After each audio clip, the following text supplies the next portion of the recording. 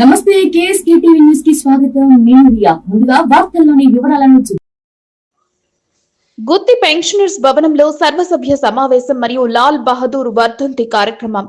అనంతపురం జిల్లా పట్టణంలోని ఆంధ్రప్రదేశ్ రాష్ట్ర ప్రభుత్వ పెన్షనర్ల భవనంలో శనివారం pensioners association president Abubakar, associate vice president Swarnamba, అదనపు కార్యదర్శి చెన్నై కుళ్ళాయిబాబు ఆధ్వర్యంలో లాల్ బహదూర్ 58వ వర్ధంతి కార్యక్రమం నిర్వహించారు. ఈ సందర్భంగా ప్రెసిడెంట్ అబూబకర్ మాట్లాడుతూ, మాకు రావాల్సిన డిఏలు మరియు పిఆర్సీలు వెంటనే ఇవ్వాలని డిమాండ్ చేశారు. అలాగే లైఫ్ సర్టిఫికేట్ పెన్షన్ భవనంలోనే చేయించున్నాము, ప్రతి ఒక్క పెన్షనర్ ఉపయోగించుకోవాలి అని అబూబకర్ తెలిపారు.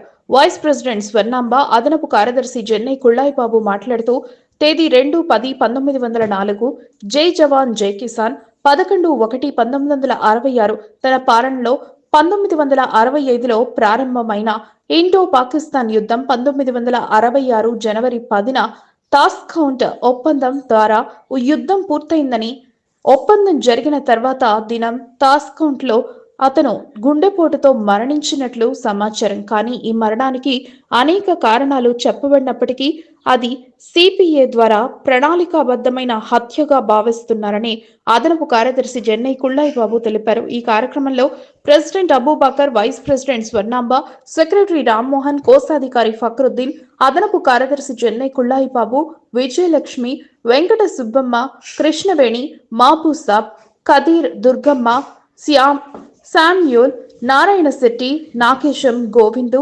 హసన్ అహ్మద్, మద్దులేటి మొదలగు వారు పాల్గొన్నారు.